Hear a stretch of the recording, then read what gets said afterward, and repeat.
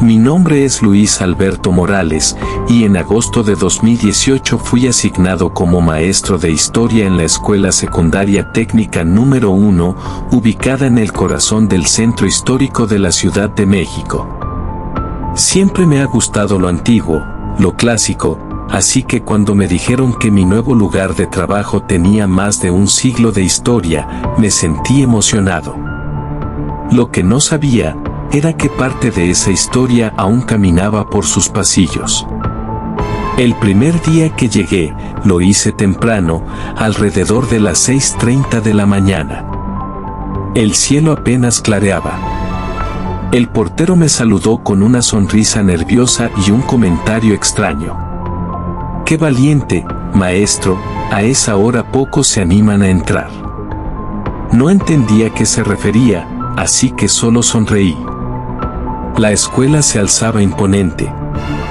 Muros gruesos, techos altos, ventanas enrejadas, como sacada de otra época. El eco de mis pasos rebotaba en los pasillos vacíos y el silencio tenía un peso inusual. Caminé hasta el salón que me habían asignado. El aula 33, en el tercer piso. Al entrar, noté algo curioso. Hacía un frío seco, distinto al del resto del edificio. Olía a humedad antigua, como si nadie hubiera estado allí en años. Comencé a acomodar mis cosas. De repente, escuché un sonido detrás de mí. Un ligero toc-toc en la ventana. Volteé, pero no había nadie. Al acercarme, vi algo que me hizo detener el aliento. En el vidrio empañado estaba dibujada una mano, por dentro. Pensé que era una broma, quizá de algún alumno travieso o algún otro maestro. No dije nada. Las primeras semanas transcurrieron con normalidad. Pero entre los alumnos ya circulaban los rumores. Decían que esa aula antes estaba cerrada. Que una maestra se había enfermado ahí de manera repentina. Que nadie duraba más de un mes dando clases en ese salón. Una tarde, al quedarme revisando tareas hasta tarde, escuché el sonido de una pelota rebotando. Curioso, salí al pasillo. A lo lejos, vi a un niño de no más de 8 años, con uniforme blanco y azul, sentado en cuclillas, jugando solo. Lo llamé. Oye, ¿qué haces aquí a esta hora? El niño levantó la cabeza y, sin moverse, me dijo. Estoy esperando a que acabe el recreo. El recreo, claro, había sido 6 horas antes. Cuando me acerqué, el niño se desvaneció frente a mis ojos. No corrí. Me quedé ahí, paralizado. El pasillo estaba helado. Los días siguientes, cosas extrañas comenzaron a suceder. Las luces parpadeaban solo en mi salón, los libros caían de los estantes, y más de una vez, mientras explicaba una lección, los alumnos se quedaban en silencio mirando hacia el fondo del aula. Maestro, ¿quién es la niña que se asoma por la puerta? ¿Qué niña? La que trae un vestido blanco, con la cara tapada. Yo no veía nada, pero la expresión de los alumnos era genuina. Hasta los más escépticos comenzaron a pedir cambiar de aula. Pedí a la subdirectora movernos a otro salón, pero me lo negaron. El aula 33 no puede estar vacía por mucho tiempo, me dijo en voz baja. Fue entonces cuando decidí investigar. Después de los primeros sucesos, no pude seguir fingiendo que todo estaba bien. Mis noches se volvieron inquietas, con sueños donde una figura sin rostro me observaba desde la esquina del salón. Cada mañana, al llegar al aula 33, encontraba una silla fuera de lugar, una hoja con letras ilegibles, o el pizarrón escrito con frases que yo no recordaba haber puesto. Un viernes por la tarde, cuando ya no quedaba casi nadie en la escuela, decidí ir con el único hombre que parecía saber más de lo que decía, don Rogelio, el conserje.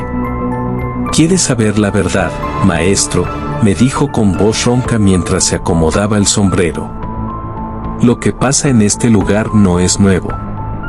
Usted solo despertó algo que lleva años dormido. Me contó que en los años 70, durante una remodelación, encontraron una puerta de hierro escondida detrás de una pared falsa que daba al sótano original del edificio. Ese sótano había sido clausurado durante décadas, desde que el edificio era un hospital de campaña en tiempos revolucionarios. Cuando un grupo de trabajadores bajó, encontraron camas oxidadas, restos de vendajes y hasta lo que parecían ser cenizas humanas. Al día siguiente, uno de los albañiles murió electrocutado sin explicación. Otro desapareció y nunca se le volvió a ver. Desde entonces, la puerta volvió a ser sellada, pero algunos empleados aseguran que se escuchan golpes y gritos de ayuda desde ahí abajo. Le pregunté si podía enseñarme el acceso. Me miró fijo y dijo: no le recomiendo bajar, pero si quiere hacerlo, hágalo antes de que oscurezca. A esa hora, ellos se despiertan. Don Rogelio también me dio una pista más. La escuela tenía un archivo histórico escondido en la antigua biblioteca, bajo llave. Lo administraba la profesora Sonia, una mujer mayor que había trabajado en la escuela más de 40 años. Me acerqué a ella con respeto, y tras mucha insistencia, accedió a dejarme entrar por solo 15 minutos. Dentro, entre carpetas amarillentas y fotografías en blanco y negro, encontré un informe del año 1952, firmado por un director de nombre Antonio Salgado. El documento hablaba de la ocurrencia de episodios histéricos entre alumnas del tercer piso, menciones de presencias oscuras y algo llamado el Expediente 43. Una frase final me heló la sangre. Recomiendo mantener clausurado el Salón 33. La actividad se concentra ahí. En caso de reapertura, puede desatarse el mismo fenómeno de 1924. Busqué más, pero la profesora Sonia me retiró apresuradamente. Antes de irme, me dijo: ese expediente no deberías haberlo visto. Ahora ellos saben que los estás buscando. Una semana después, convencí a don Rogelio de acompañarme al sótano sellado. Esperamos un sábado por la mañana, cuando la escuela estaba desierta. Usó una llave antigua y retiró unas maderas mal puestas. Detrás, una escalera de piedra descendía a la oscuridad. Bajamos con linternas. El olor a humedad y óxido era insoportable. A medida que avanzábamos, la temperatura bajaba sin razón. En las paredes había cruces dibujadas con carbón y restos de lo que parecían ser cinturones de sujeción para pacientes. Llegamos a una pequeña sala donde había una camilla oxidada. Sobre ella, grabado con una navaja en el metal, leímos: aquí empezó todo. De pronto, una voz de mujer nos susurró al oído: ¿quién viene a curarse? La linterna de don Rogelio se apagó. Sentí como algo me agarró del brazo con dedos helados. Corrimos escaleras arriba. Cuando salimos, la puerta se cerró de golpe tras nosotros y un eco de risas infantiles quedó resonando desde el fondo. Desde ese día, no fui el mismo. Comencé a ver sombras antes de dormir, a escuchar el sonido de pasos dentro de mi casa por las noches, y en una ocasión, una voz me susurró por la bocina del teléfono apagado: te dije que no bajaras. Después del descenso al sótano, algo se quebró dentro de mí. Dormía mal, me sentía vigilado constantemente, y los alumnos comenzaron a comportarse de forma errática. Una mañana, una estudiante de segundo grado, Daniela, entró al aula 33 temblando y sin decir palabra. Se quedó mirando la esquina del salón durante toda la clase hasta que, en un murmullo apenas audible, susurró: «Ella está parada ahí». Nadie más la veía, pero el aire se volvió denso. La temperatura bajó. Daniela comenzó a llorar sin motivo, sus ojos clavados en ese rincón oscuro, donde alguna vez creí ver una figura fugaz. Esa fue la señal. Sabía que tenía que hacer algo. Busqué ayuda en foros de fenómenos inexplicables. Ahí encontré a Verónica Maza, investigadora independiente y medium con experiencia en casos documentados de actividad paranormal en instituciones públicas. Le compartí todo, los documentos antiguos, las voces, el niño del pasillo, la sombra en el salón, y aceptó venir un sábado por la tarde, cuando el plantel estuviera vacío. Llegó con su equipo, grabadoras de audio, sensores de movimiento y una cámara térmica. Iniciamos en el tercer piso. Apenas cruzó la puerta del aula 33, se detuvo en seco. Aquí no hay una sola entidad, hay tres. Y una de ellas no fue humana. La frase me dejó helado. Colocamos grabadoras en las esquinas del salón y comenzamos una sesión breve de preguntas en la oscuridad. El silencio se rompió cuando, desde la bocina de una de las grabadoras, una voz gutural contestó: «No debieron venir». En ese instante, todas las sillas del salón se movieron violentamente. Verónica cayó al suelo, gritando que algo la jalaba del tobillo. La ayudé a salir a rastras, mientras en la pared se formaba, sin que nadie la tocara, la palabra sigue escrita con una sustancia oscura que parecía sangre reseca. Fuimos directo a la dirección. Al enterarse, la subdirectora palideció. Ya sabíamos que esto podía pasar, por eso nadie debe quedarse solo después de las 5. Ustedes lo despertaron. Le exigí explicaciones. Ella accedió a mostrarme un archivo confidencial. Dentro había fotografías en blanco y negro de alumnos desmayados, salones evacuados y un reporte médico fechado en 1924. El expediente mencionaba un brote de histeria colectiva y el suicidio de una alumna llamada Clara Mendoza, quien antes de morir escribió en su diario: «No puedo dormir, la señora sin rostro me mira desde el rincón». Clara se colgó en el aula 33. Desde entonces, el lugar fue clausurado por décadas, hasta que por error fue reabierto en 2001. Desde esa fecha, 4 profesores han renunciado, 2 alumnos han sido internados por episodios de psicosis, y uno, según registros, saltó desde el tercer piso, y sobrevivió, aunque jamás volvió a hablar. Verónica encontró algo inquietante al analizar las grabaciones. Cada vez que una entidad respondía, lo hacía usando la voz exacta de alguien cercano al interrogador. En mi caso, era la voz de mi madre fallecida. Y en una de las grabaciones, una frase se repite varias veces: «Sigue el río. Ahí está la verdad».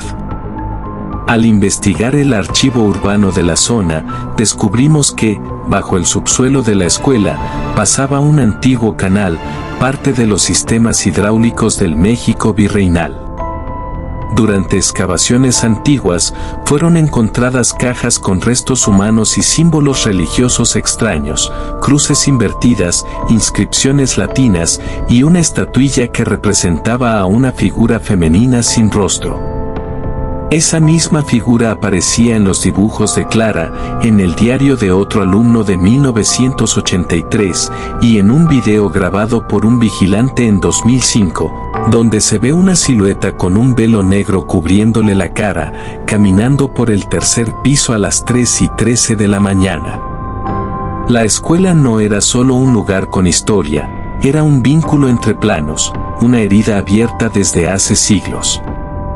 Y todo parecía girar en torno al Salón 33, al sótano, y a una entidad que no era humana y que buscaba algo o a alguien. Después del análisis de las grabaciones y del descubrimiento del canal subterráneo bajo la escuela, supe que no podía simplemente marcharme. Algo me decía que si me iba, eso que habíamos despertado no me dejaría en paz. Y peor aún, seguiría afectando a los alumnos. Verónica me propuso algo arriesgado, una confrontación directa con la entidad del aula 33, lo que ella llamaba una ceremonia de cierre. Me explicó que, si la entidad estaba anclada a ese lugar por un trauma, una tragedia o un ritual inconcluso, era posible romper el ciclo enfrentando la energía y presentando resistencia mental y espiritual. Nos preparamos durante días. Estudiamos el diario completo de Clara Mendoza, donde relataba sueños con una mujer sin rostro que le hablaba en un idioma incomprensible, y cómo la obligaba a escribir cosas que no entendía. La última entrada de su diario decía: ella no tiene ojos, pero me ve. No tiene boca, pero grita dentro de mí. Si alguien encuentra esto, no entren sola. Nunca está sola. Entramos a la escuela a las 2:30 de la madrugada. Íbamos preparados, velas, crucifijos, grabadoras y una figura de protección que Verónica había consagrado. El aula 33 nos recibió con un aire viciado y el pizarrón cubierto en símbolos escritos con tiza roja, como si alguien hubiera estado esperando. Nos sentamos en círculo, encendimos las velas y comenzamos a hablarle directamente. No vinimos a retarte. Vinimos a entenderte. Al principio no pasó nada. Luego, todas las velas se apagaron a la vez, sin viento ni movimiento. Y entonces, se abrió la puerta sola, lentamente. Verónica se quedó inmóvil, con los ojos cerrados, murmurando en náhuatl antiguo. Ella decía que el espíritu no era español, sino prehispánico disfrazado por los años. Yo sentí un peso enorme en el pecho, como si algo intentara entrar en mí. Una voz resonó en mi cabeza. No era un susurro, era un grito ahogado, como alguien que habla desde el fondo del agua. Ella no era la primera. Clara fue la última de muchas. De pronto, la figura apareció, en el rincón del aula, la mujer sin rostro. Alta, de piel grisácea, con un velo negro y manos largas. Su presencia era tan intensa que la temperatura bajó 10 grados en segundos. Comenzó a caminar hacia mí. Verónica gritó: dile que no la aceptas, que no te pertenece. Yo, aterrado, repetí las palabras como pude. No te acepto, no me perteneces, devuélvete al lugar del que viniste. La entidad se detuvo. Tembló. Luego comenzó a deformarse, a emitir un chillido que no era humano. Las ventanas estallaron al mismo tiempo. Un viento negro llenó el salón, y todo quedó en silencio. Cuando desperté, era de día. Verónica estaba sentada a mi lado, con los ojos rojos de tanto llorar. El aula estaba en ruinas. La escuela entera había sido evacuada por una falla eléctrica general, según dijeron las noticias. Verónica me mostró algo, en su cámara, una imagen capturada en el momento exacto de la confrontación. Allí, detrás de mí, se veía claramente un rostro. No humano. De ojos huecos y sonrisa abierta, como si supiera que esto no era el final. Días después, el aula 33 fue clausurada oficialmente por orden de la SEP, argumentando daños estructurales. Pero quienes trabajamos ahí sabíamos la verdad. Me trasladaron a otra escuela poco tiempo después. Pero cada tanto, al pasar por el centro histórico, volteo hacia la vieja fachada de la técnica número 1. El tercer piso está cerrado con cadenas. Y sin embargo, si uno se queda lo suficiente, puede escuchar una pelota rebotando en los pasillos vacíos. Datos reales y curiosidades. La Escuela Secundaria Técnica número 1 realmente existe y fue construida sobre estructuras coloniales. Hay registros históricos que afirman que en esa zona existió un hospital durante el siglo XIX. Varios alumnos y maestros han compartido en redes sociales historias similares, niños que se aparecen en los pasillos, sombras que se mueven, y salones donde se escuchan voces. En 2005, una nota del periódico local menciona que un maestro murió de un infarto dentro del aula 33, lo que reavivó los rumores entre generaciones de estudiantes. El aula 33, en efecto, ha estado clausurada por temporadas. Testimonios anónimos de exalumnos hablan de una mujer sin cara que aparece en sueños a quienes han entrado al aula sin permiso. Si te ha gustado este video, agradecería mucho te suscribas a este canal. Des like y compartas este video. Así me ayudarás a seguir adelante. De antemano, muchas gracias por tu apoyo.